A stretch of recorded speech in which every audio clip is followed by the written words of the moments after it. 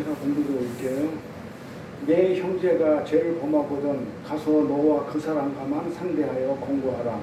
만일 들으면 내가 내 형제를 얻은 것이요, 만일 듣지 않거든 한두 사람을 데리고 가서 두세 증인의 입으로 말마다 진창케 하라.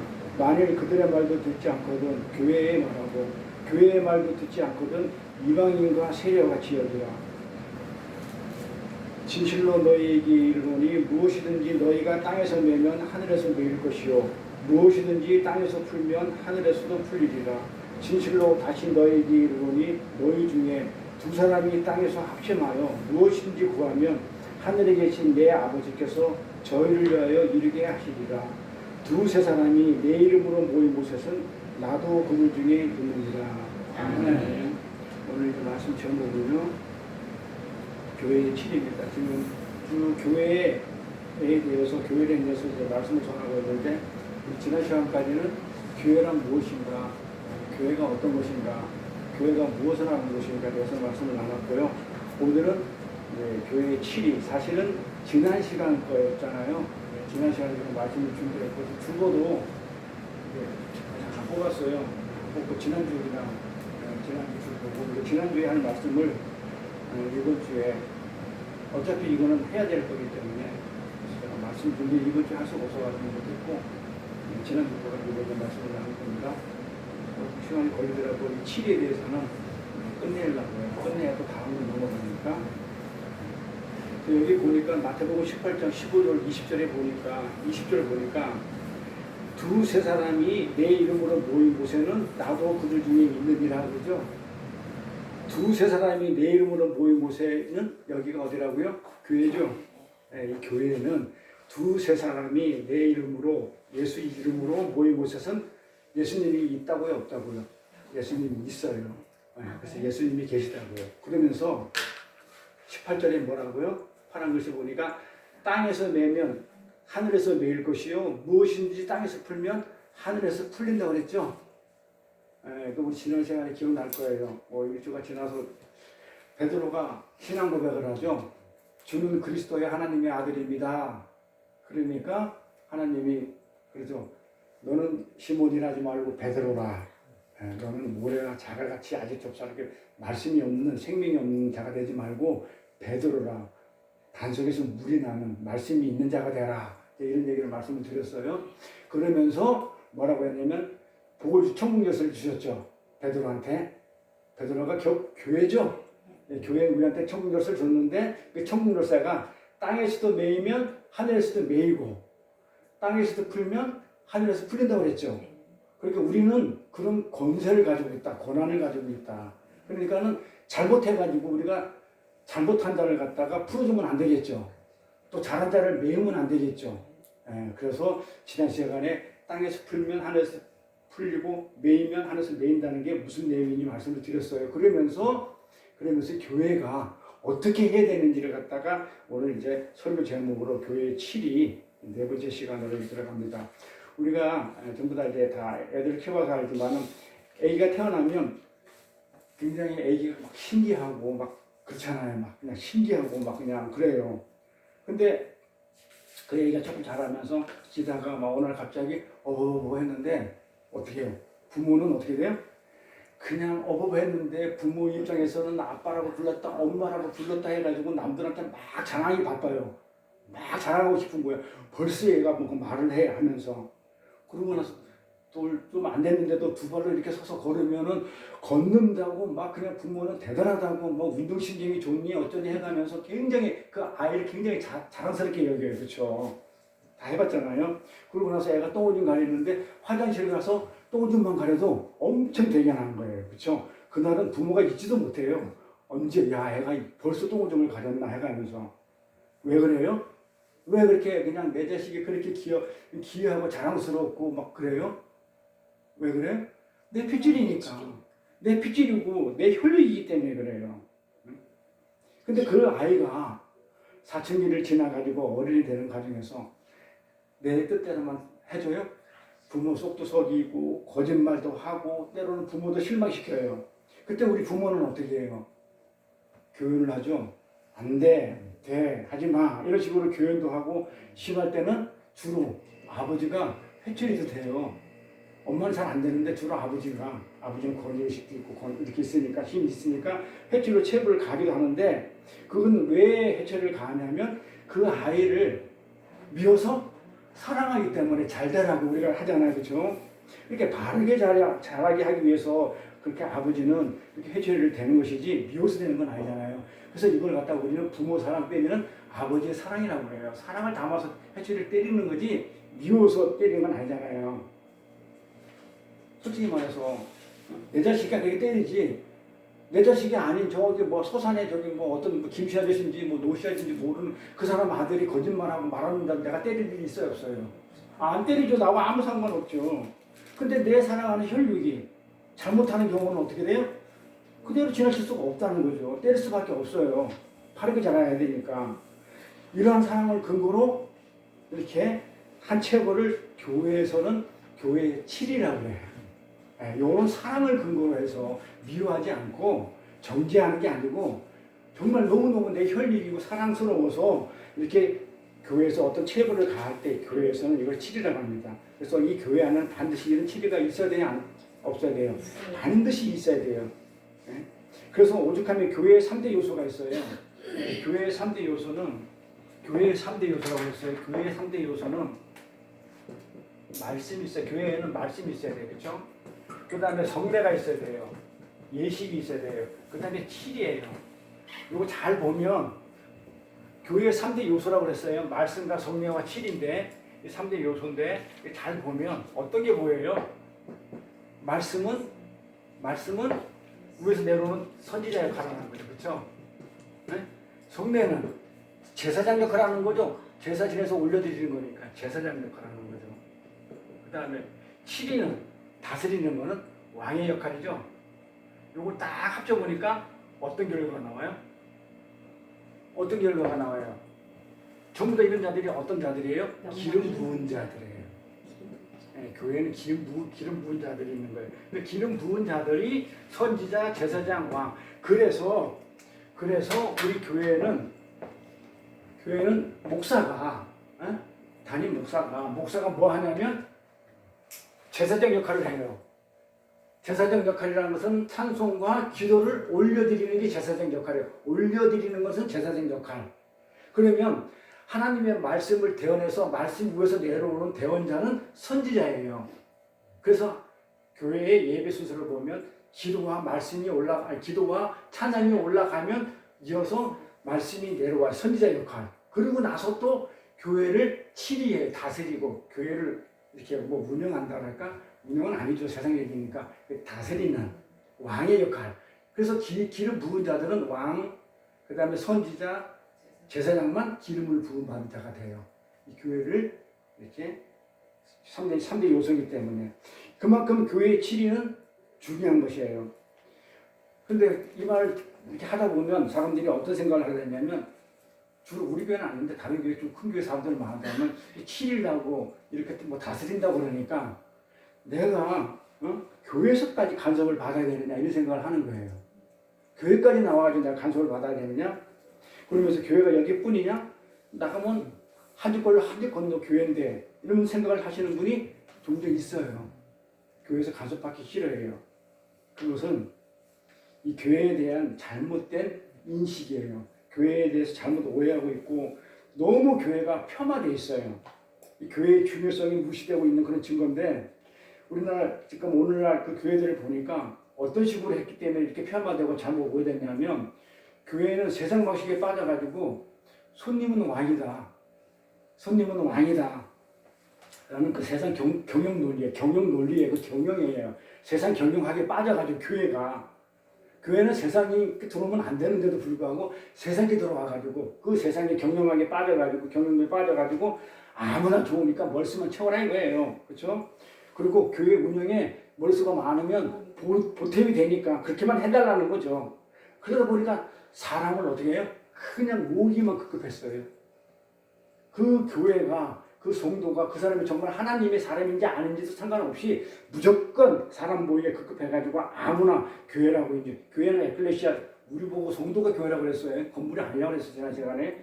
그래서 아무나 교회라고 인정을 해줄게 교회가 그렇게 웃음거리 되어버렸다 이렇게 말씀합니다. 그래서 우리는 지난 시간에 우리 앞장에서 교회는 어떤 걸 교회라고 그러냐면 예수 그리스도가 우리의 구세주시며 그렇죠? 메시아며 그렇죠? 하나님의 아들이라는 참된 신앙 고백을 한 자들만이 교회라고 그랬어요. 근데 그냥 아무나 와가지고 그런 고백도 안 하는 뭐 신천지라든지 뭐 이런 사람들이 와가지고 앉아있으면 그걸 교회라고 인정하면 안 되는 거잖아요. 그러니까 그런 고백을 한 자들만이에요. 그걸 교회라고 그러는 거예요. 그걸 갖다가 오늘은 뭐라 했다가 교회는 에클레시아, 에클은 건져내다, 구원해내다, 메시아, 무리. 그래서 에클레시아. 그러니까 하나님의 선택 받아가지고 구원, 건져낸 그 무리만 교회라고 그러지 아무나 보고 교회라고 그러지 않는다. 그런데 오늘날 교회는 아무나 앉혀놓는 거예요. 그럼 앉혀놓고 교회 와서 예배 드리면 교인이다. 6개월 다니면 학습 주고 1년 지나면 세례 주고 또 그냥 뭐 옛날에 거처에 있을 때 지금 있는지 없는지 모르겠는데 뭐 한 2, 3년 있으면 집사 주고 이러지 않습니까? 그러니까 고백을 했는지 안 했는지 그거는 그냥 형식적으로 세례할 때 하나님 믿죠? 예수께 들어갔다가 메시아를 인정하죠. 그러면 아멘만 하면 무조건 주는 이런 거. 그런데 이 교회가 어떤 권한을 가지고 있다고 해서 지난 시간에 천국 열쇠를 가지고 있다는 거예요. 천국 열쇠를 가지고 있기 때문에 내이고 풀면 풀리는 그런 권세를 가지고 있는 이 소유자들이기 때문에 이 권세를 제대로 사용하기 위해서는 우리는 어떻게 한다고 했어요? 지난 시간에 이 권세를 제대로 사용하기 위해서는 하나님이 누구신지 제대로 알아야 돼요. 내가 생각하는 하나님이 아닌 성경에 있는 하나님이 어떤 분이신지 정확히 알고 그 다음에 성경을 제대로 알아야 돼. 그렇죠? 말씀을 제대로 아는 그런 지식이 있어야 된다고 그랬어요. 그리고 열심도 있어야 되고 그러면서 교회를 치리를 한다든지 교회가 되려고 하면 굉장히 진지한 마음으로 가지고 있어요. 진지한 마음을 담고 있어야 된다는 이렇게 말씀을 드렸어요. 근데 우리가 잘 아시다시피 구약 시대에서는 하나님의 백성이 되는 거, 백성이 되는 조건은 뭐였을까요? 구약 시대 때. 구약 시대 때는 하나님의 백성이 되는 조건은 딱 한 가지죠? 뭐예요? 하나님의 백성이 되는 거 딱 한 가지예요. 율법이 그건 백성이 된다면 율법을 준 것이고 백성이 된 자들한테 율법을 준 것이고 율법 주기 전에 하나님 백성이 되는 딱 조건 딱 한 가지가 있어요. 뭐예요? 이스라엘 민족으로 태어나는 거예요. 왜? 선택권이 없다. 내가 뭘 하는 게 내 의지와 상관없이 나는 이스라엘 민족으로 그 민족 씨로 태어나지 않으면 하나님의 백성이 될 수가 없어요. 왜? 하나님이 이스라엘 민족만 몰래 했기 때문에 택했기 때문에 그래요. 잘 드셔야 돼요. 이스라엘 민족만 택했다고 그랬어요. 내가 내 의지로 하나님을 내가 백성이 되는 게 아니고 하나님이 택한 자만 되는 거예요.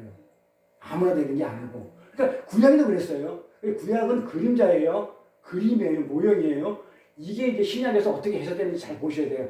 하나님은 구약에서 하나님 백성 되는 조건은 뭐냐면 이스라엘 백성으로 태어나는 길거리가 없었어요.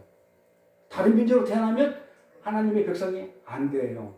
자, 그래서 하나님이 이스라엘을 택했기 때문에 그래서 이스라엘을 가리켜 하나님의 백성이라고 했거든요. 근데 하나님은 일일이 그들을 잘 드세요. 그들의 삶에 간섭하셨죠.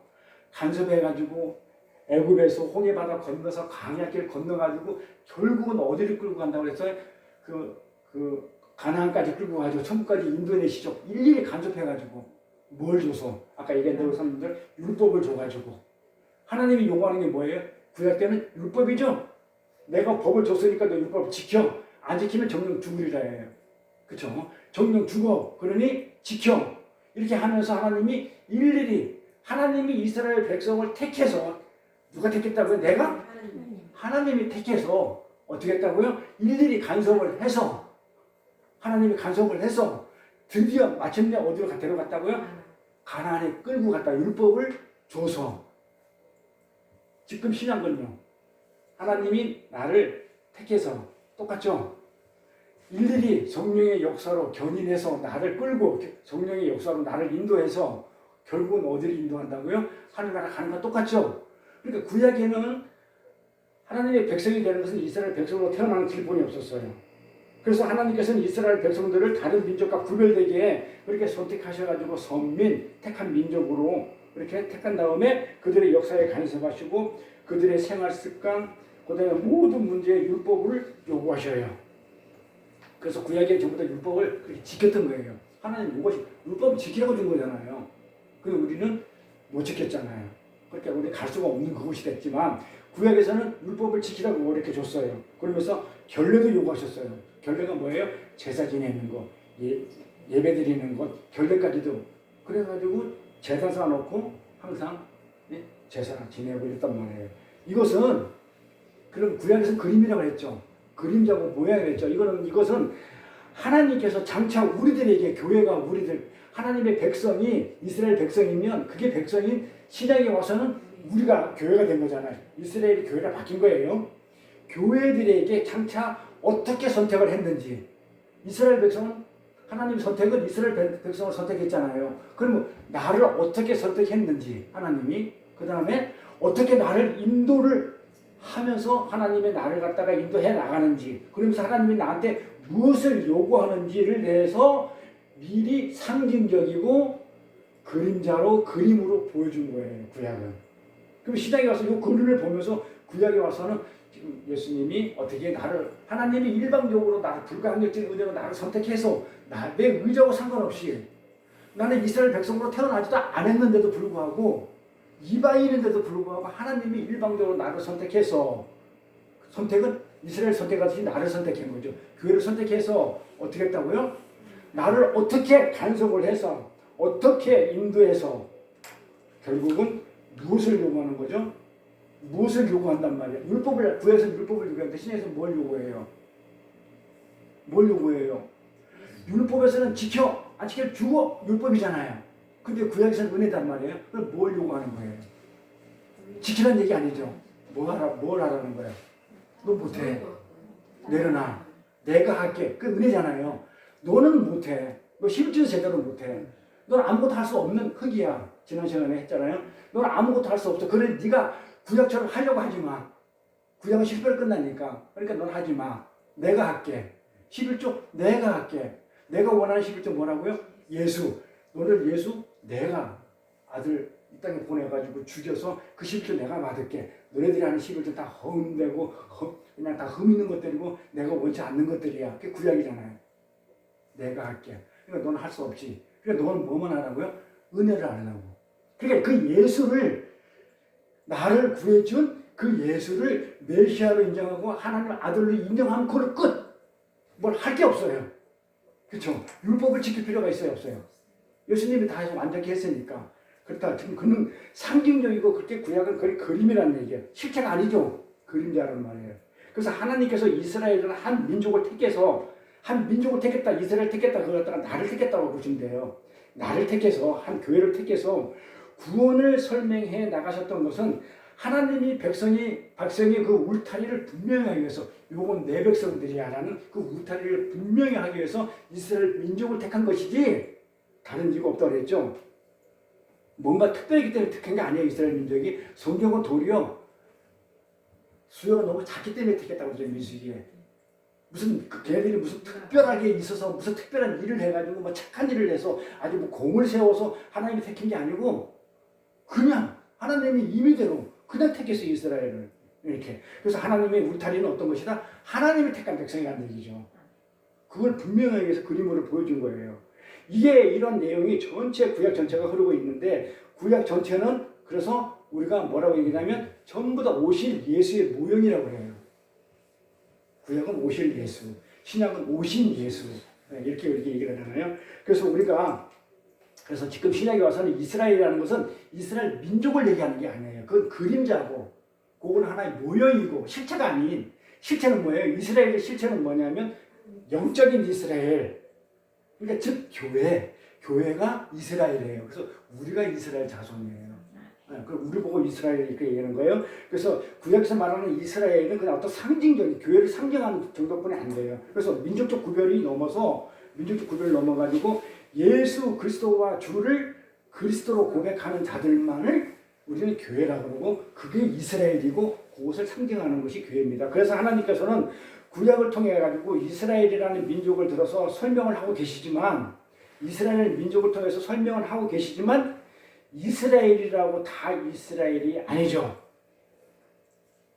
하나님이 이스라엘 택했어요. 그럼 택한 백성 맞죠? 택한 백성 많은데도 그 택한 중에서도 다 교인이라고 교회라고 다 교회가 아니에요. 응? 이건 창세기부터 얘기하고 가볼까요? 로마서 가볼까요?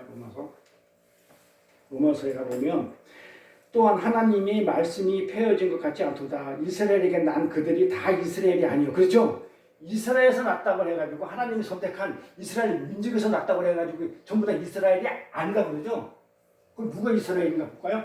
또한 아브라함의 씨가 다 그 자녀가 아니에요. 아브라함이 그렇죠? 하나님이 선택해가지고 우리가 아브라함의 자손이라고 하는데 우리가 아브라함의 자손이라고 해도 전부 다 아브라함의 자손이 아니다. 자녀가 아니라고 그래요. 오직 어디부터? 이삭으로부터 난 자야라만이 하나님의 씨예요. 그러면 이삭으로 나야 돼요. 또 육신의 자녀가 하나님의 자녀가 아니라 자 육신의 자녀가 그럼 이삭하고 육신의 자녀하고 영적으로 난 것은 이삭이에요. 그러면 육신의 자녀가 누구였을까요? 이삭의 형. 이삭의 형이 있었죠? 누구예요? 육신으로 난 자 이스마엘 자녀는 하나님의 자녀가 아니라고 그래요. 그러니까 아브라함의 자손 맞아요. 하나님이 선택한 아브라함의 자손 맞아. 하나님이 선택한 이스라엘 맞아. 하나님이 선택한 교회가 맞아. 그런데 다 교회라고 다 교회가 아니라는 거예요. 그래서 교회 안에 가짜가 더 많은 거예요. 교회가 아니고 하나님 믿는다고 전부 다 진짜 교회냐? 아니라는 거예요. 그럼 누구만 진짜냐면 이삭으로부터 난 자. 이삭이 뭐예요? 약속의 자녀예요. 그럼 이삭을 얘기할 때는 반드시 하나님이 백세의 노를 주겠다 했던 그 약속의 자녀가 이삭이기 때문에 항상 약속의 자녀라고 해야 돼요. 이삭은. 그러니까 이삭을 그냥 하나님이 주신 이렇게 보지 말고 하나님이 약속한 자들. 그러면 나 같은 사람은 우리 사모님, 선교사님이나 우리 집사님 같은 사람은 어떤 사람들이냐면 하나님이 벌써 이미 창세전에 약속돼 주겠다고 약속한 사람들이란 말이에요. 이 사람만이 진짜 자녀지. 뭐 이단들이 와가지고 앉아가지고 같이 있는 데 가지고 하나님 부른다고 찬송 같이 부른다고 성경 같이 본다고 하나님 자녀냐? 아니라는 거예요. 이스라엘 아브라함의 씨가 다 자녀가 아니라듯이 약속의 자녀로 여기심을 이렇게 받았다고 해요. 그래서 교회 다닌다고 모두 교인이 아니에요. 그래서 교회에는 가짜가 더 많아요. 솔직히. 그러니까 목사도 가짜가 더 많아요. 진짜보다. 저는 그렇게 생각해요. 진짜예요. 특히 목사가 가짜가 더 많으니 성도들이 오죽하겠어요. 가짜가 더 안 많겠어요. 그렇죠? 그래서 이스라엘의 시조는 아브라함이죠.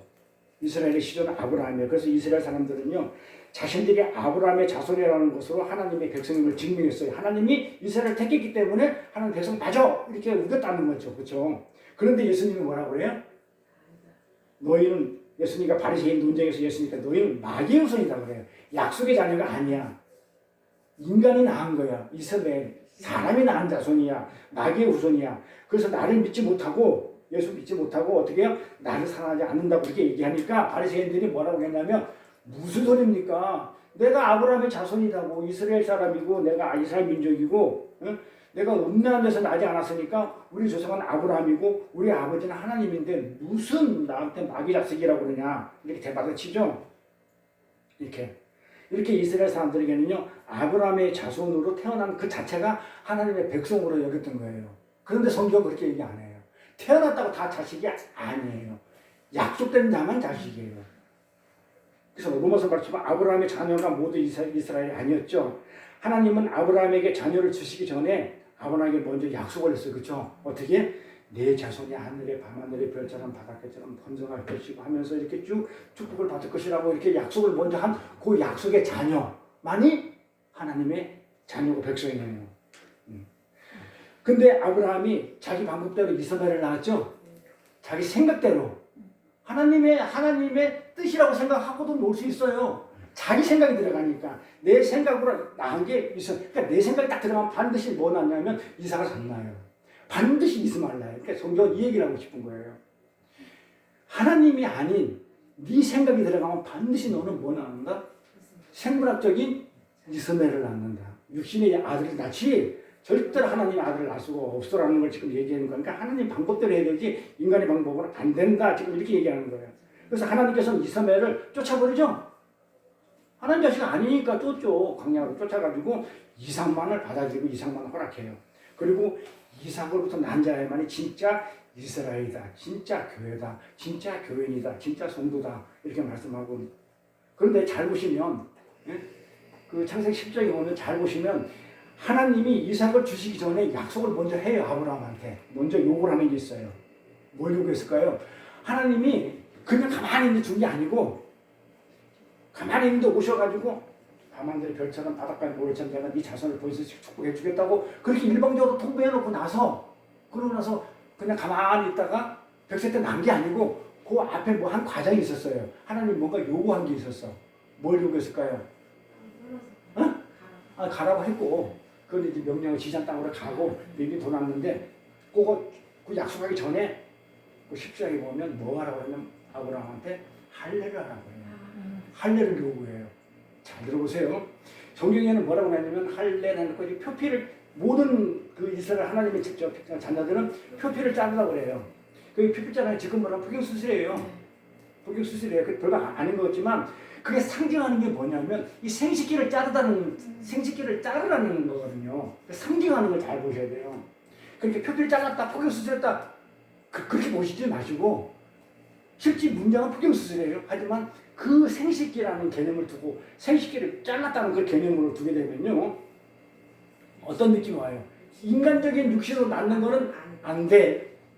이걸 지금 상징하는 거예요. 그러니까 하나님은 하나님 백성들은 인간의 종족 보정의 능력, 즉 생물학적인, 본능적인 그런 방법으로 이어지는 그 후손은 아니다라는 거예요. 그게 이스마엘이에요.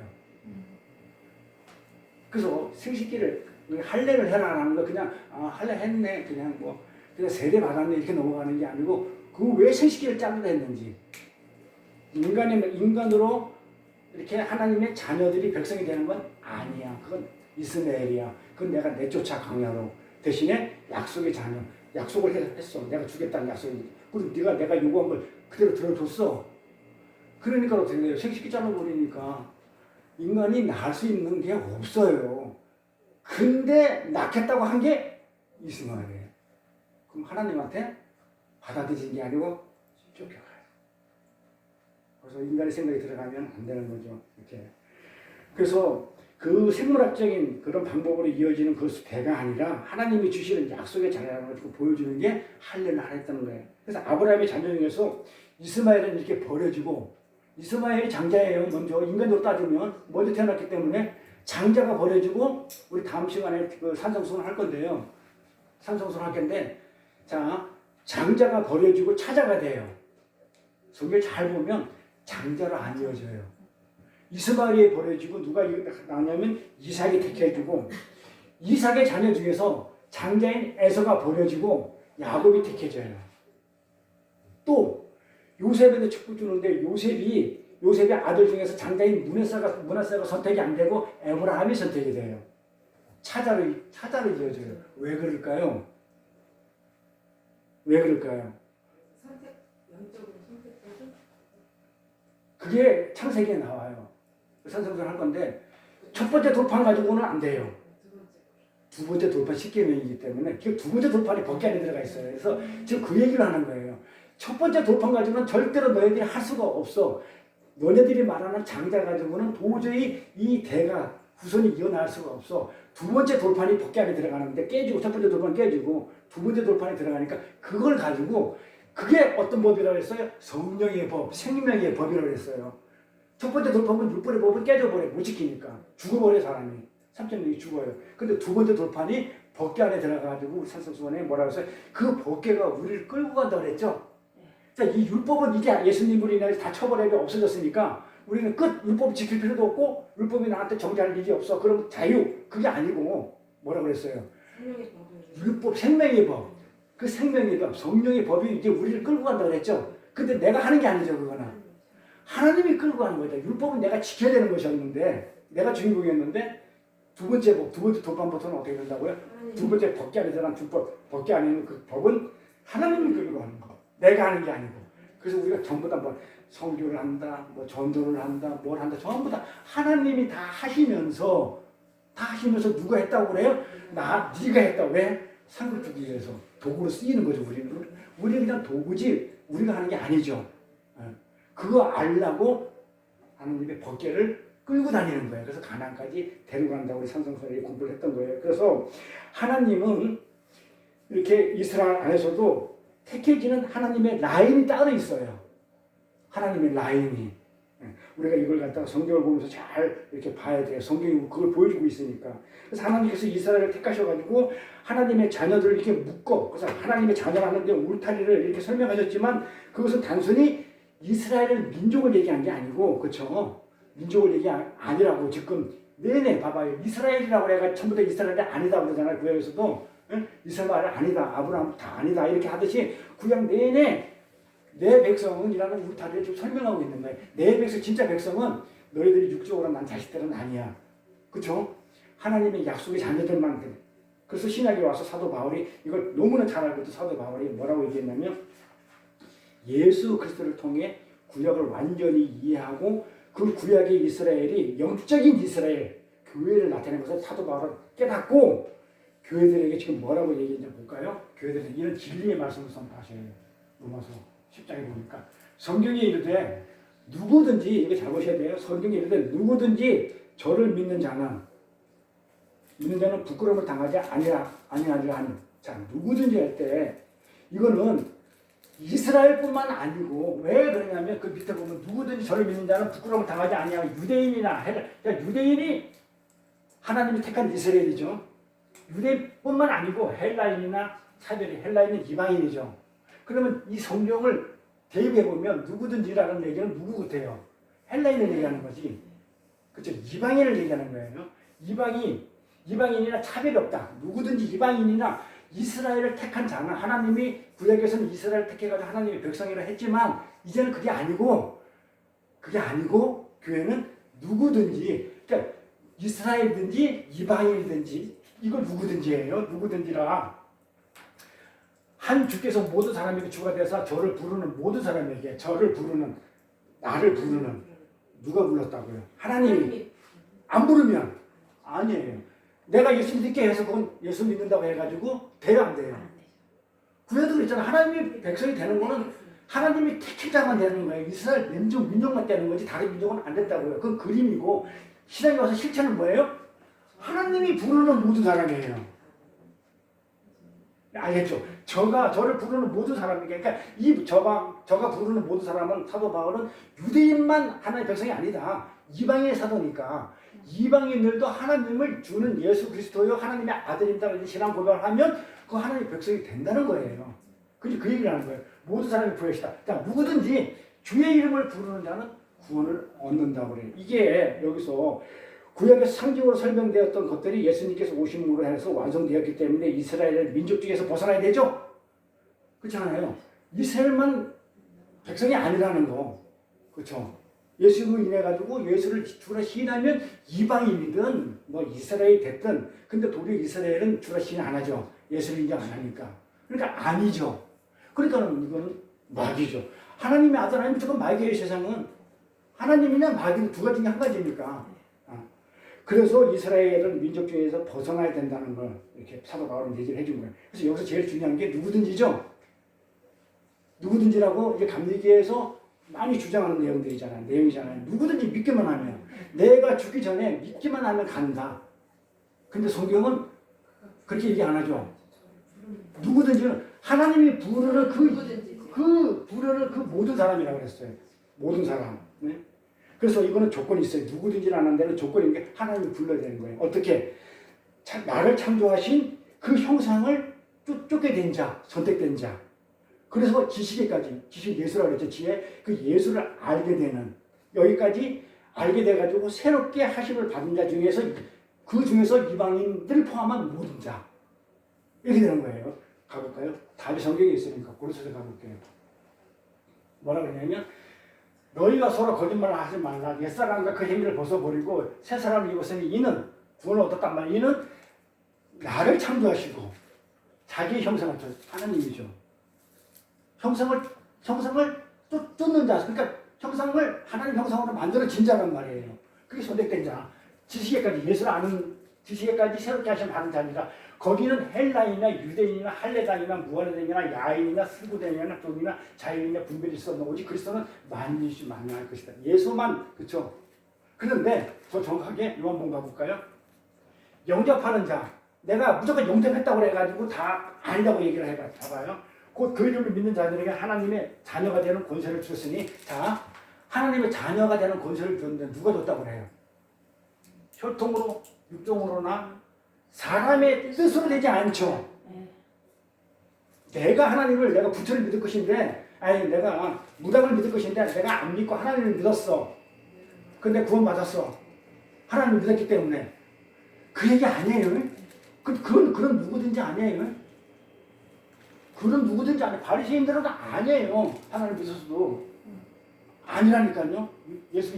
예수를 영접한다. 예수를 아는 지식에까지 했어요. 예수를 아는 지식까지인데 이걸 누가 아냐면 예수는 내가 알고 싶어서 알아줘요. 하나님이 로마서 보면 믿음은 믿음의 이름. 하나님이 믿음을 주지 않으면 예수를 볼 수가 없어요. 어떻게 보지 않는 하나님을 봐요. 그러니까 하나님이 나를 택하지 않으면 도저히 예수를 신할 수가 없어요. 내가 믿고 싶어서 믿은 게 아니고 이렇게 선택된 거예요. 봐봐요. 육종은 사람의 뜻으로 나지 아니하고 사람의 뜻으로 나면 이스마엘이죠. 육종인 거. 오직 하나님께서 난 자들만이 선택된 자들만이 오직 교회이다. 교회다. 이렇게 얘기를 하는 거예요. 이렇게 영적 이스라엘 교회는요. 이스라엘 민족이 아니라고 해서 안 되는 것도 아니고 우리는 조선족이지 않습니까? 한족이잖아요. 그런데도 민족도 아니고 학식 많이 배웠다 안 배웠다 이런 것도 아니고 그 다음에 무슨 내가 인간의 의지로 내 의지로 믿었다 안 믿었다 그것도 아니고 그런 걸 다 뛰어넘어가지고 뭐하냐 하나님의 선택을 받아가지고 예수 그리스도를 주와 하나님의 아들이라고 고백하는 그자들만 교회예요. 네. 그들만 이스라엘이고 그들만 이삭의 자녀들이고 그들만이 아브라함의 자녀고 하나님의 백성이에요. 무조건 믿는다고 말로 입술로 고백하면 된다고 그건 아니에요. 성경에 그런 얘기 한 적이 없어요. 그러면 왜 교회라고 그러냐? 왜 교회라고 그러냐? 신자나 우리를 교회라고 그러잖아요. 하나님을 그쵸 믿으면 그쵸 우리 보고 교회에 에클레시아라고 하는데 왜 교회라고 그러냐? 그냥 신자나 성도라고 해도 되지 않느냐?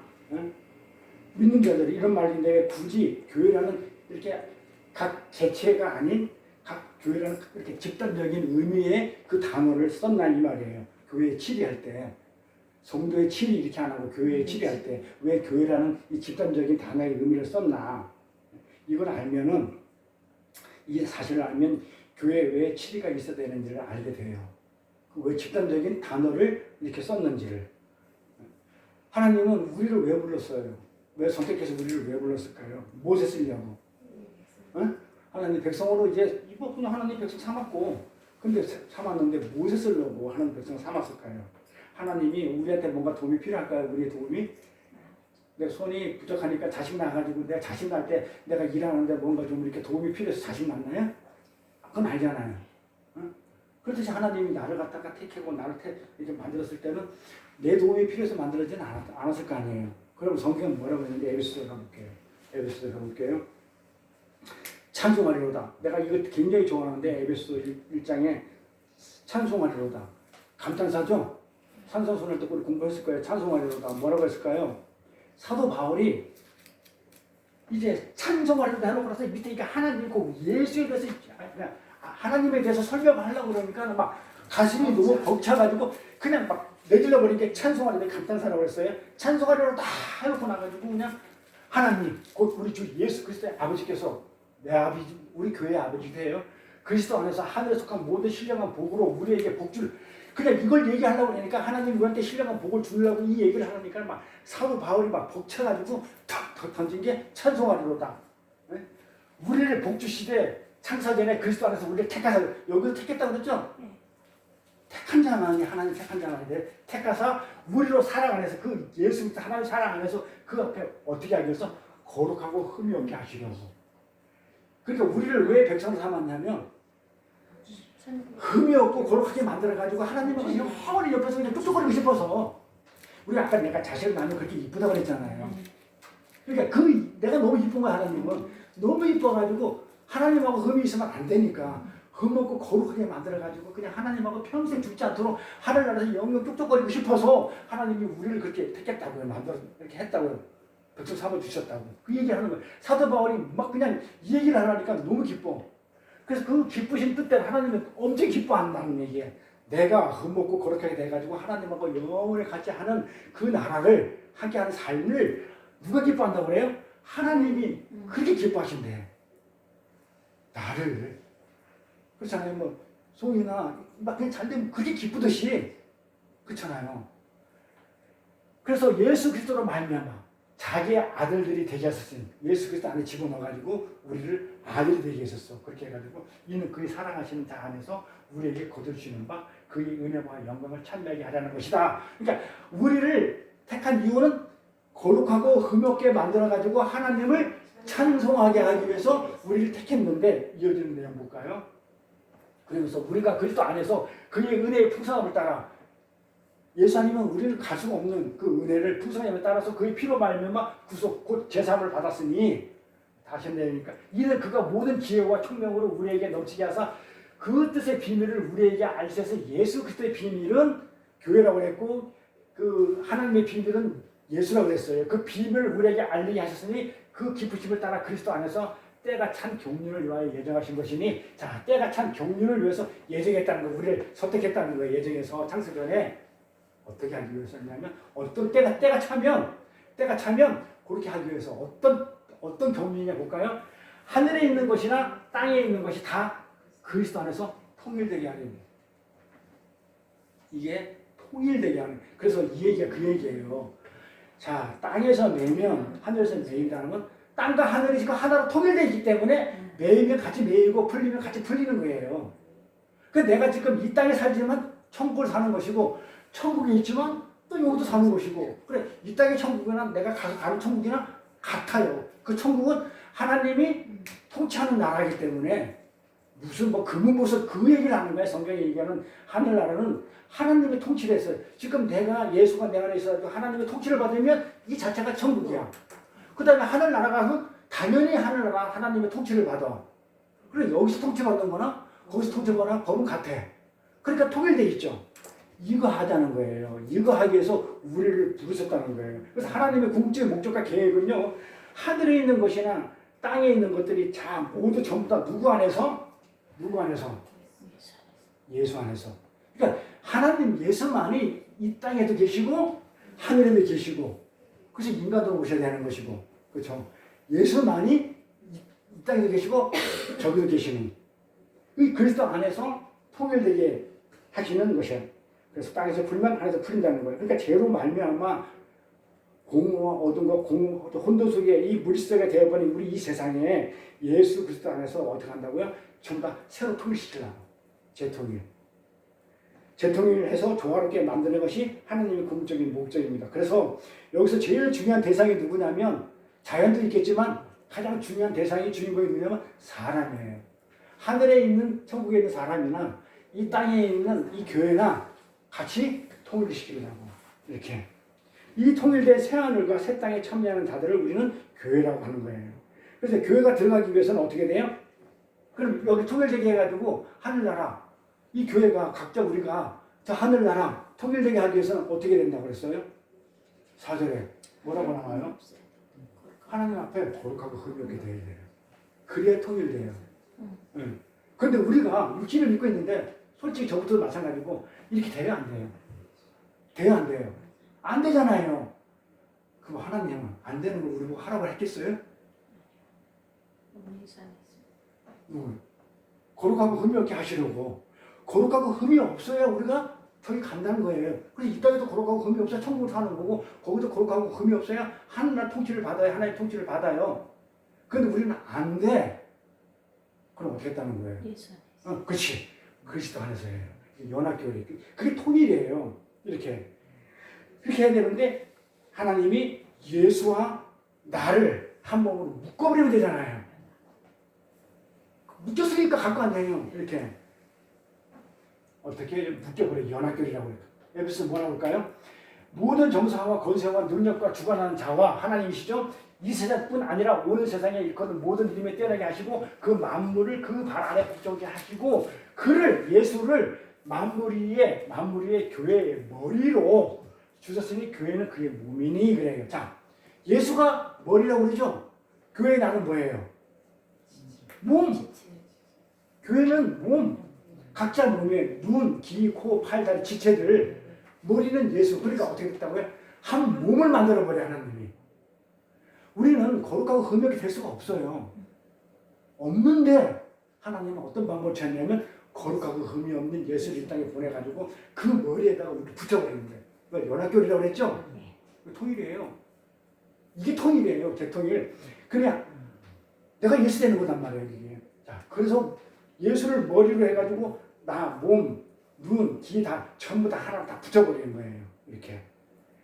그래서 하나님의 궁극적인 목적인 그 재통일, 이 재통일을 뭐라고 하냐면 에나카 팔라이오라고 해요. 에나카 팔라이오 많이 들어봤던 단어일 거예요. 헬라어로 에나카 팔라이오인데 이 에나카 팔라이오 재통을 하기 위해서 우리 교회를 각자 교회를 거룩하고 의미 있게 만드는 방법으로 예수님을 머리로 해가지고 우리를 그 머리에 각 지체를 붙여놔 버렸어요. 그 예수님이 가면 따라가는 거야. 그걸 은혜라고 해요. 내가 뭐 거룩하고 의미 있게 되는 게 아니에요. 내 꼬라지 못해 대나 그렇게 안 되죠.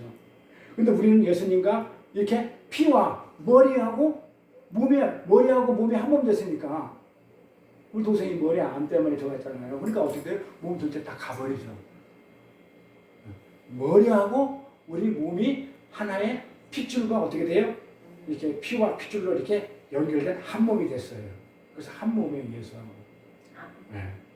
이렇게 연합을 통해 가지고 하나님은 우리를 예수님의 형상으로 이렇게 변화시키고 있는 것이에요. 그래서 거룩하고 의미있게 되는 거예요. 그래서 우리가 성자다, 신자다 이런 신분의 차원을 넘어가지고 예수님과 한 몸이 된 하나의 유기체를 교회라고 얘기를 하는 거예요. 그래서 아까 두세 사람이 모인 곳에서는 나도 함께 있겠다 얘기한 게 교회들이 이렇게 있으면 머리가 됐기 때문에 하나의 교회다, 한 몸이다 이렇게 얘기하는 거라고. 그래서 신자라고 얘기 안 하고 성도라고 얘기 안 하면 교회라고 얘기하는 건 머리가 예수이기 때문에. 그래서 집단적인 의미로 교회의 치리를 얘기하는 거예요. 자, 그러면 교회의 치리가 뭔지 알겠죠? 예수님이 머리니까 누가 다스리는 게 교회 치리? 예수님이 교회를 다스리는 거예요. 그래서 예수님이 왕으로 오셨죠. 그 메시코에 선지자로 오셨죠. 제사장으로 오시잖아요. 치리하러 오신 거예요, 이 땅에. 그래서 치리가 교회의 치리는 3대 요소가 됐다. 3대 요소다. 그래서 하나의 유기체로, 한 몸이 된 유기체로 교회라는 집단적 의미의 이름을 갖게 되는 거예요. 그러므로 우리는 각 교회들은 피를 나는 형제죠. 피와 핏줄로 연결됐으니까 예수 그리스도를 머리로 해서 피와 핏줄로. 집사님은 팔이고 나는 다리고 그래요. 예수님 머리로 해서. 응? 가장 중요한 신장은 성사님이시고 사모님은 이게 눈이 밝으시니까 눈이고 귀도 밝지만 이런 것들이잖아요. 그러니까 한 몸을 이뤘잖아요. 이렇게. 그래서 하나님의 피로, 예수의 피로 한 영으로 한 생각으로 어떻게 돼? 하나의 피가 흐르고 있는 그 유기체라는 거예요. 교회가. 굉장히 중요해요. 그래서 내 팔이 잘못했잖아요. 그러면 내 팔이 잘못해서 더러운 걸 만지면 누가 쪽팔려요? 팔만 쪽팔려요? 누가 쪽팔려요? 더럽다고 누가 느껴야 돼요? 내 팔이 민망한 것이 아니고 내가 민망해요. 그렇죠?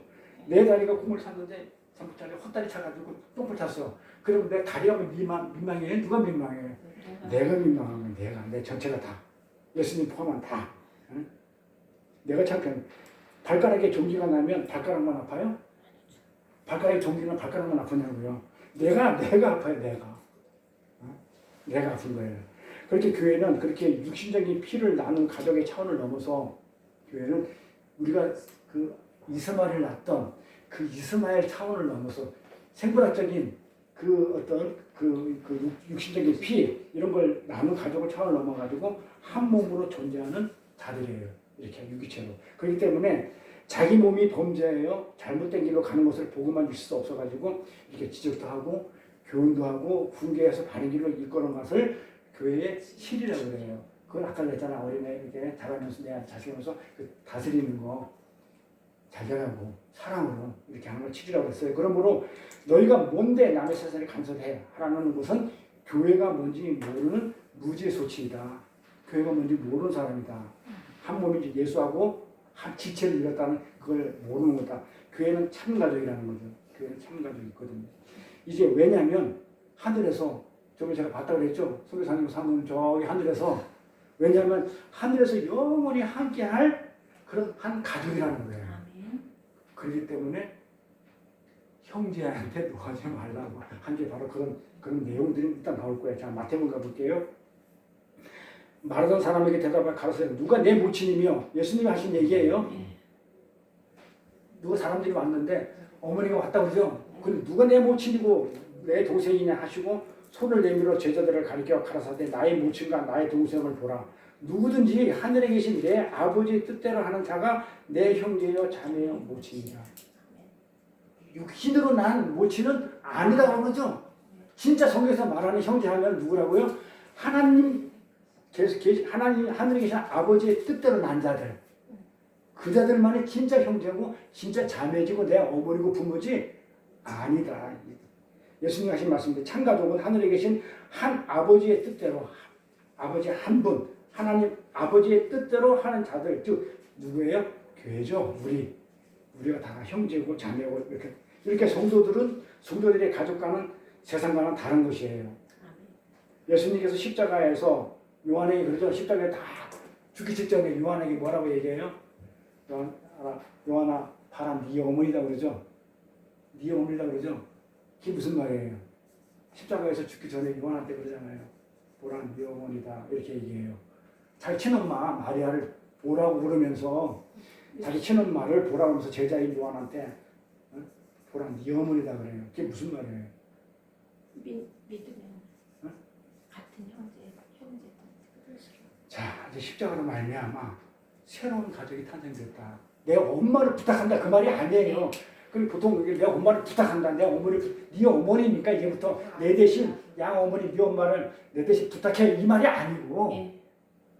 성경 이렇게 보통 그렇게 들어왔잖아요. 네. 그 말이 아니고 이제 십자가에서 자 네 어머니다 새로운 가족이 생겼다는 거예요. 진짜 이제 어머니가 생겼으니까 네 어머니다 이해가죠.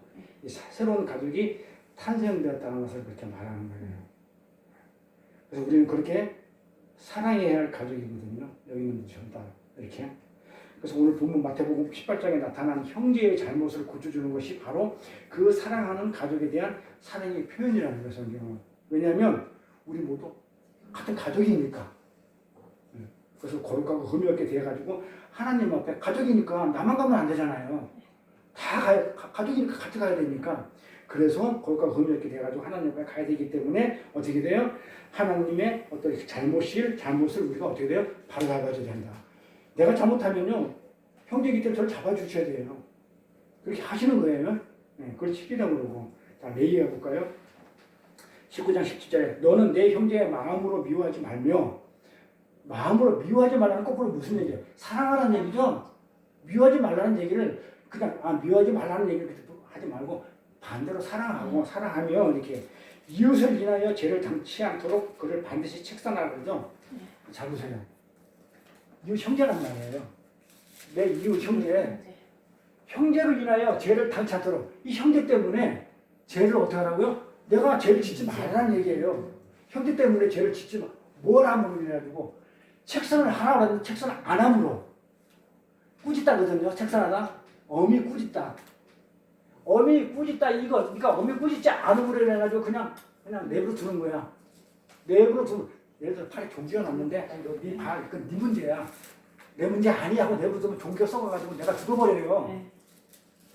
그렇듯이 이 얘기는 형제 때문에 네가 죄를 당치 말라는 얘기는 형제가 죄를 졌는데 그냥 내버려 두는 거. 그건 내가 죄를 짓는다는 얘기예요. 그건 내가 죄를 짓는 거니까 책상을 하라는 거예요. 꾸짖으라는 얘기예요. 꾸짖으라는 얘기죠. 그러니까 그런데 어떤 마음으로 미워하는 마음으로 하지 말라는 거예요. 죄를 미워하는 마음으로 하지 말고 사랑하는 마음으로 그렇게 하라는 거예요. 그러니까 형제를 죄를 보고도 가만히 있는 것은 자기도 그 죄에 참여하게 되는 것이라는 엄한 경고의 말씀이에요. 그렇게 우리는 안 읽으면 안 돼. 이렇게 읽어야 돼요. 내가 형제의 잘못을 보고 아무 말도 안 하고 가만히 있으면 그거는 내가 그 죄에 같이 동참하는 꼴이 된다는 그 내용이에요. 이게. 누가 보면 하나 더 가볼까요? 너희는 스스로 조심하라. 만일 내 형제가 죄를 범하거든 경계하고 회개하거든 용서하라고 그러죠. 죄를 이렇게 미워하는 마음이 아닌 사랑하는 마음으로 이 죄를 이렇게 책선하고 경계하라고 그러는데 그냥 내버려두는 것은 무관심이에요. 자, 사랑의 반대가 미워하는 거라고 그러는데 사실은 무관심이 진짜 힘든 뭐라 그럴까? 사랑의 반대일 거예요. 그렇죠? 이게 무관심. 무관심은 결국 사랑이 아니에요. 미워하는 마음은 사랑인데 무관심해버리면 죄를 졌는데 가만히 있어 무관심해버리면 안 된다는 거죠. 그럼 어떻게 하라는 거예요? 용서하라는 거예요? 무조건 용서하는 건 기독교 정신이 아니라고요. 그럼 어떻게 하는 거예요? 어떻게 하는 게 기독교 정신인가요? 누가 보면 나오죠? 죄를 범하고 경계하고 그 다음에 어떻게 하는 게 회개하면 용서하는 게 기독교 정신이에요. 그래 죄를 엄히 책선해서 회개하든 용서 이게 기독교 정신이에요. 여기서 경계하라는 말은 우리가 지난 시간에 공부했을 거예요. 에피티마오라고 기억나는 건 모르겠는데 베드로가 벼르산 성에서 응? 그러죠. 천국 열쇠를 받았죠. 천국 열쇠를 받았잖아요. 너는 응? 이제 베드로라 하면서 천국 열쇠 받았잖아요. 그러고 나서 뭐라고 그래요? 예수님이 뭐라고 얘기했냐면 자 이제 내가 예루살렘 성에 올라가면 장로들한테 핍박을 받아가지고 내가 죽을 것이다. 그리고 내 3일 살아날 것이다. 그럴 때 베드로가 뭐라고 그래요? 엄히 가나요. 그런 말 마옵소서 가나요 할 때 항변하여 번역을 항변하여 됐잖아요. 항변하여 할 때 그 항변하여가 경계하고 똑같은 에피티마오예요. 제가 그때 뭐라고 그랬어요? 항변하다 엄히 꾸짖다는 얘기를 했었어요. 도리어 제자인 베드로가 예수님을 엄히 꾸짖으면서 그렇게 하면 안 되죠. 왜 안 된다고요? 내가 이제 한 자리 할 건데 예수님 때문에 한 자리 할 건데 예수님 죽어버리면 안 되죠. 지금 그 얘기잖아요. 그렇죠? 이렇게 엄히 책망하다 꾸짖다. 베드로가 항변했단 말과 똑같아요. 자, 갈라디아 가볼까요? 형제들아 사람이 만일 무슨 범죄한 일이 드러나거든 신령한 너희는 온유한 심령으로 그러한 자를 바로잡으라 그랬어요. 바로잡아 내 자신을 돌아보고 바로잡는데 나를 돌아보고 너도 시험받을까 두려워하라 이렇게 얘기했어요. 여기서 그러한 자를 바로잡으라고 번역된 이 카탈리조는요 완전히 올수리하다. 완전히 그러한 자를 바로잡다는 얘기는 완전히 올수리하는 거예요. 완전 고치는 거. 이런 뜻인데 형제나라 죄를 짓거든 충고하고 조언하고 책망해가지고 완전하게 잘못을 돌이키게 하라는 거예요. 돌이키게. 아까도 얘기했지만 형제가 죄를 지었을 때 가만히 보고 있다가 죄에 참여하면 안 된다는 거예요. 같은 말이잖아요. 같은 말. 왜냐하면 성경은 형제가 죄를 보거나 반드시 치라고 말씀하고 있는데 왜냐하면 그 형제의 말로 진짜 내 가족이기 때문에 그래요. 진짜 내 가족이기 때문이라는 거예요. 그래서 오늘 본문에 형제가 죄를 지으면 가서 형제를 훈계하라고 하시는 거예요. 그래도 되지 않으면 두세 사람이 가라고 했죠. 공부하라고 했고 그리고 두세 사람이 가서 뭐 하는 거예요? 증인 쓰는 거죠. 증인될 만한 사람을 한두 사람 데리고 가라는 것이고 이 말씀은 신명기 19장 15절에 나오는 것인데 어떤 잘못이나 어떤 범죄라도 한 사람의 증언만으로는 절대 판정하지 말라는 거예요.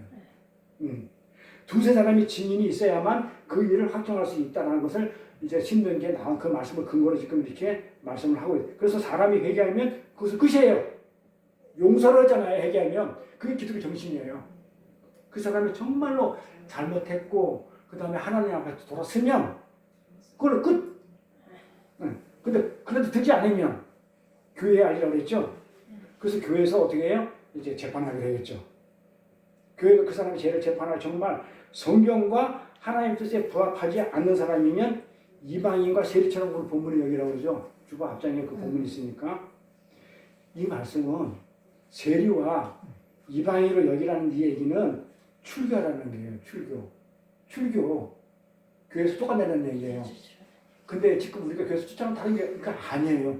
출교라는 얘기는요. 그 당시에 출교라는 얘기는 직장이라 일단 성 안에서 전부 살고 있었는데 성 안에서 다 마을도 있고 내 집도 있고 직장도 다 있는데 성 밖으로 쫓겨나는 거예요. 그러면 직장도 잃고 가족도 잃고 아무도 없어요.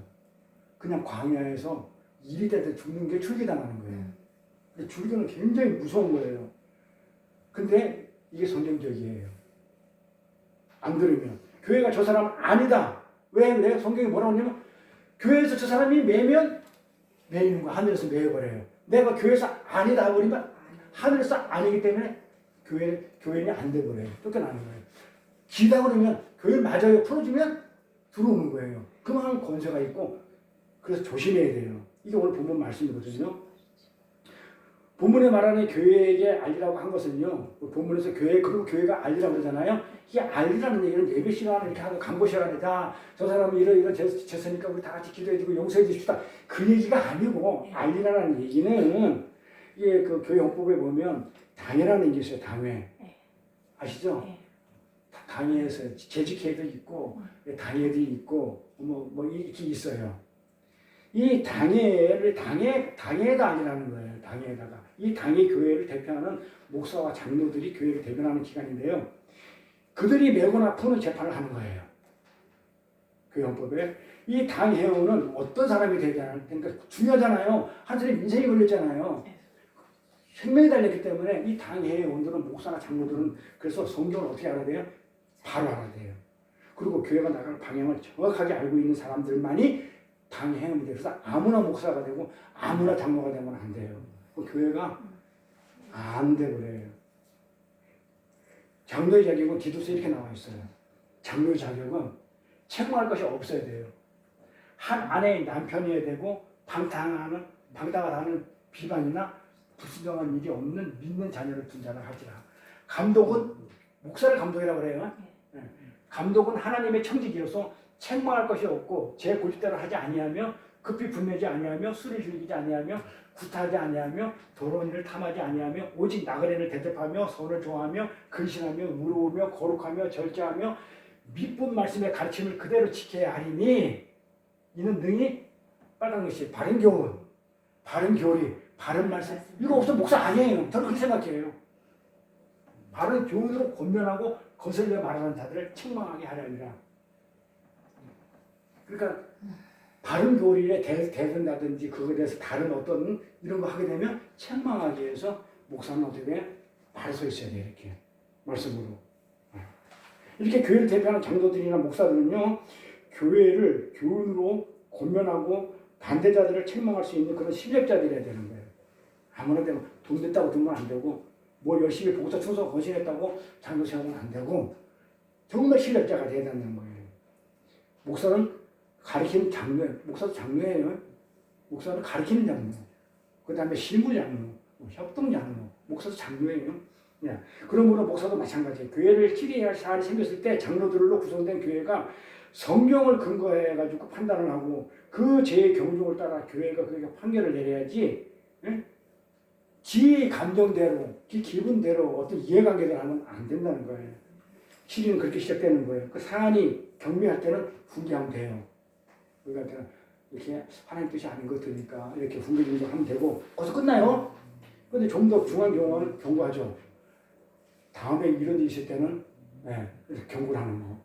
그 다음에 더 중요한 것이 있다면 직무 정지를 내리죠. 예를 들어서 집사 잠시 보류, 뭐 보류, 직무를 정지시켜버리는 거예요. 목사 잠시 그런 말씀 내놓으세요. 말씀 전하면 안 돼. 당분간 직무 정지. 그래서 교회에서 누릴 혜택을 잠정적인 기분 동안 누리지 못하는 거예요. 그 예를 들면 성도들은 어떻게 하냐면 성례, 안 그러면 새벽 기도해야 하는데 새벽 기도에 성례, 안 그러면 성찬식 할 때 말씀 공부 이런 데 못하게 하는 거예요. 직무 정지시켜놔가지고. 근데 그게 뭐 대수냐 이거지. 훈계, 경고보다 더 쓴 게 직무 정지인데 아니 말씀 공부 안 하면 더 좋고 새벽기도 나오지 말아야 더 좋고 아니 뭐 성찬식에 뭐 참석 안 하면 그냥 그만이지 뭐. 성찬 안 먹으면 되지 뭐. 이런 사람이 있을 수 있는데 그런 사람은 성례에 참석한다는 것이 얼마나 영광스러운지 모르는 사람이에요. 그래서 우리도 이제 성찬식 하게 될 건데 이 성찬식에 참석한다는 자체가 세상 사람들은 못하는 걸 갖다가 하나님하고 정말 하나님의 피와 살을 먹는 게 얼마나 영광스러운지 모르는 사람이에요. 그리고 그 위에 그 직무를 박탈하는 게 있어요. 직무 정지가 있고 아예 직무를 박탈시켜. 너는 이제 목사 아니야. 너 장로 아니야. 너는 집사 아니야. 넌 아무것도 아니야. 그러니까 직무를 박탈. 그 다음에 가장 무서운 게 출교에 쫓아내는 거. 왜냐하면 목사가 직무 박탈되면 그냥 앉아서 성도로 예배를 드리시잖아요. 성도 자격으로. 근데 그것마저도 못하는 게 출교당하는 거예요. 이제 그는 출교당하면 이제 성도도 교회도 아니에요. 그러면 딴 교회 가면 되지 뭐. 그쵸 집사님? 그럼 딴 교회 가지 뭐. 이게 쫓겨나면 딴 교회 가지 뭐. 성경은 모르고 하는 얘기죠. 그렇죠? 아 여기 쫓겨나면 뭐딴 교회 가지 뭐. 회개해야지. 아니에요. 성경은 참 교회들이 가짜 교회 말고 가짜 교회에서 쫓겨나는 거는 아무 상관없고 진짜 교회에서 참 교회에서 어떻게 돼? 쫓겨나는. 그러니까 참 교회가 매면 어떻게 됐어요? 하늘에서 매인다고 했죠? 내가 쫓겨냈으면 참 교회에서 쫓겨나면 어떻게 돼요? 하늘에서 쫓겨난 거예요. 그 장난 아니에요. 가짜 교회에서 쫓겨나는 것은 아무 상관없는데 진짜 참 교회에서 넌 아니야, 넌 도저히 안 되겠어 이렇게 쫓아내는 그 경우 그런 딱 그 상황이 생겼을 때는 하늘에서 쫓겨난 거예요. 지옥 가요. 지옥 가는 거예요. 겁나는 거예요. 그래서 하늘에서 매인다는 거예요. 지난 시간에 좋았죠? 내가 매이면 매이고 내가 풀리면 풀리고 나는 이렇게 그냥 막 거꾸로 만약에 내가 잘못해가지고 다른 참교회가 나를 매어버리면 나는 지옥 가버려요. 무서운 거예요. 그래서 그렇게 이 땅에 어떤 유행교회만 매이는 게 딴 교회만 되지 뭐 이게 아니에요. 하늘에서 매어버리기 때문에 딴 교회 가면 아무 의미가 없어요. 이미 지옥 자식이에요. 그리고 그 결정에 누가 있어요?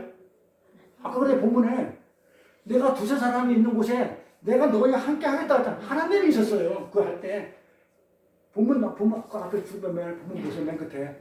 내가 너희 함께 한다 그랬어. 예수님이 함께 하는 곳이기 때문에 함께 하셨기 때문에 그 권세를 잡은 자들이 교회이기 때문에 섣불리 남의 인생 맡기면 돼야 안 돼요? 안 되죠.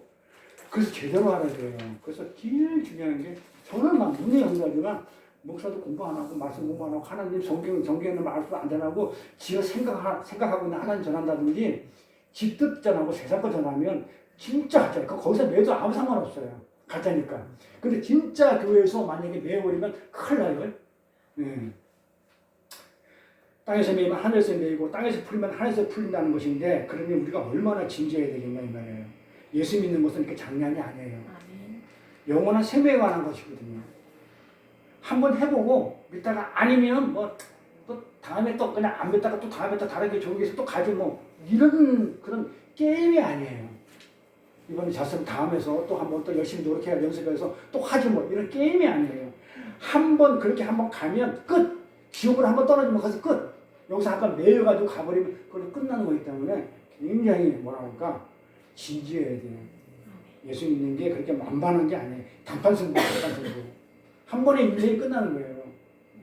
그러면 어떤 죄를 교회가 치료할 수 있는 거냐 이거죠. 어떤 죄를 졌을 때 교회 치료. 어떤 거냐면 성경적 교리가 아닌 것을 가지고 사람을 혼란케 하는 사람들은 치료 대상이에요. 제가 눈이 강조하는 거죠.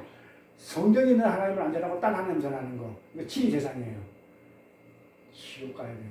참교회가 이단이야, 진짜 이단이야. 거기에 누가 있었다고요? 예수님도 같이 있었어요. 내가 메워버렸기 때문에 하나님도 같이 하늘에서 메웠기 때문에 이단이 되어버리는 거예요.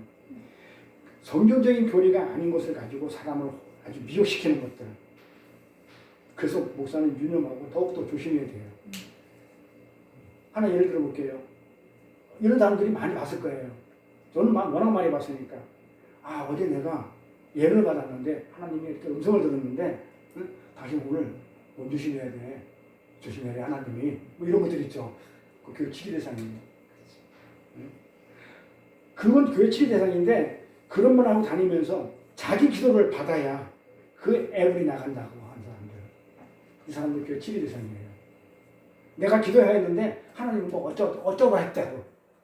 기도는 하나님하고 나하고 1대1, 나 개인의 신앙, 남의 신앙 신경 쓰면 안 돼요. 목사도 마찬가지예요. 목사는 하나님하고 1대1씩 기도하는 거가 시비 안 걸어. 그 대신에 뭐예요?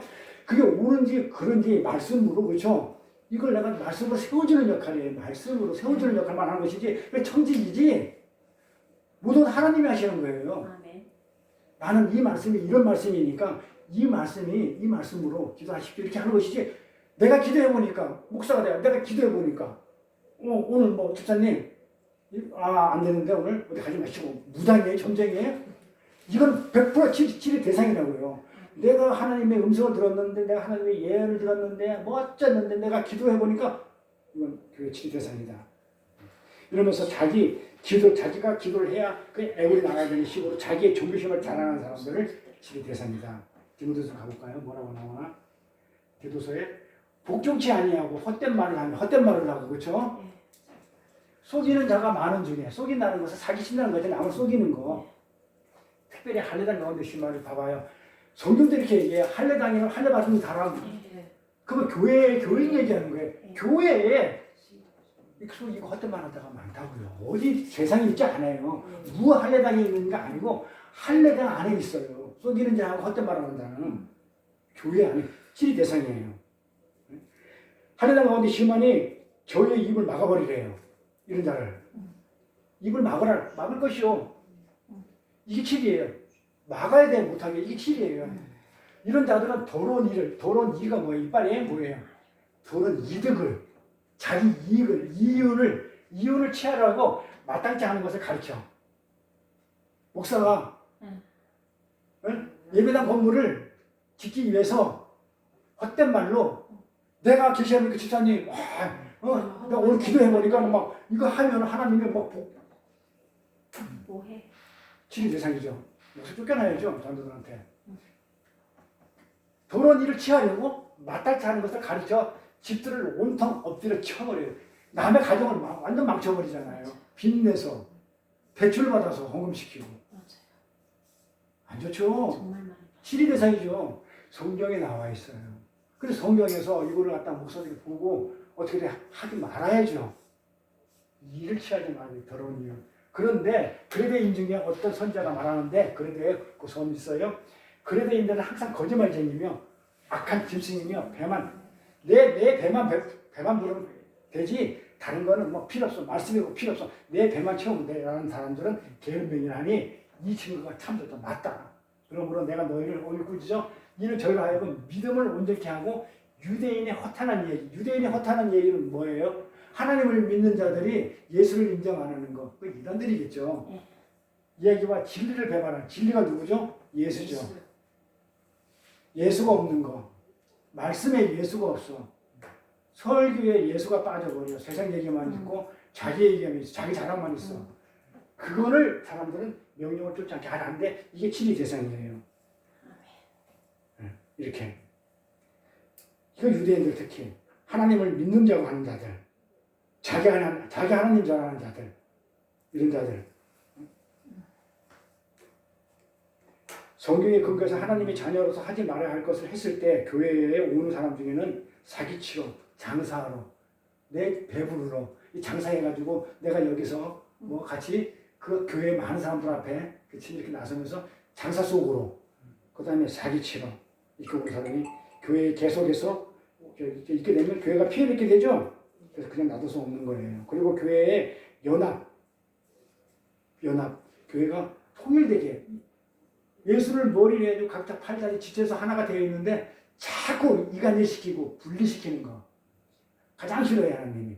하나님은 우리를 한 몸으로 만들어놨는데 이 한 몸에서 떨어져야 나갈 거라고. 야야 거기 아니야. 야 거기 아니야. 그래서 이렇게 한 몸에서 떨어져 나게 분열시키는 것들 치리 대상입니다.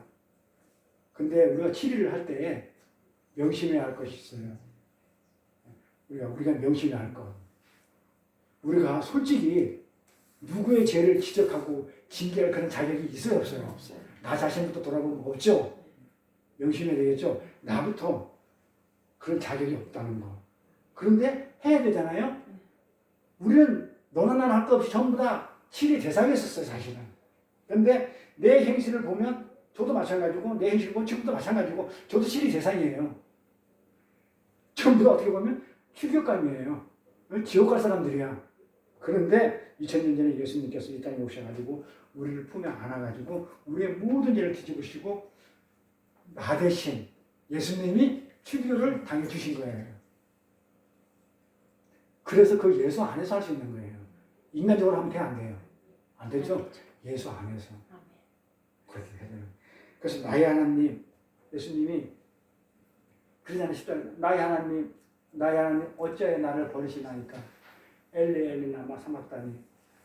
엘리 하나님이요. 엘리 하나님이요. 어찌하여 나를 버리시나이까. 버렸죠? 출교당했잖아요.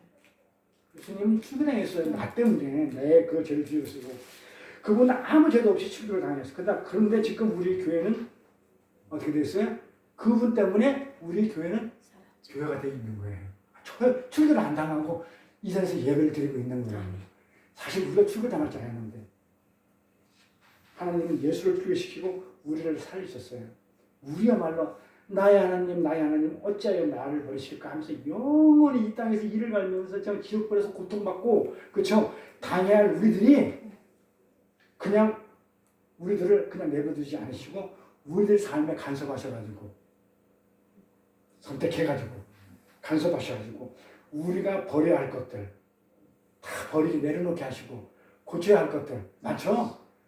이기 때문에 우리가 출근 나가야 되는데 대신 해놓고 나서 하나님이 일일이 간섭해서 버리게 하시고 고치게 하셔가지고 이렇게 해서 우리를 영원히 아까 그랬죠? 에베소서 나온 거지. 영원히 하나님하고 참여하면서 같이 살게 하기 위해서 우리를 그렇게 거룩하고 흠없게 지금 만들기 위해서 그렇게 다루고 계시고 어떤 문제가 있을 때 해결하고 계신다는 것을 지금 설명해 주고 있는 거예요. 그래서 하나님 우리를 그냥 내버려두지 않으시고 간섭해가지고 천국으로 끌고 가세요. 그러니 나한테 내가 도저히 저는 뭐 수없이 들었으니까 도저히 이해할 수 없는 고난이 왔을 때 그 고난을 보지 말라고 저는 배웠어요. 난 도저히 내 생각으로는 이해가 안 돼. 이해할 수 없는 고난이 있어요. 다 있어요. 그건 없는 게 아니에요.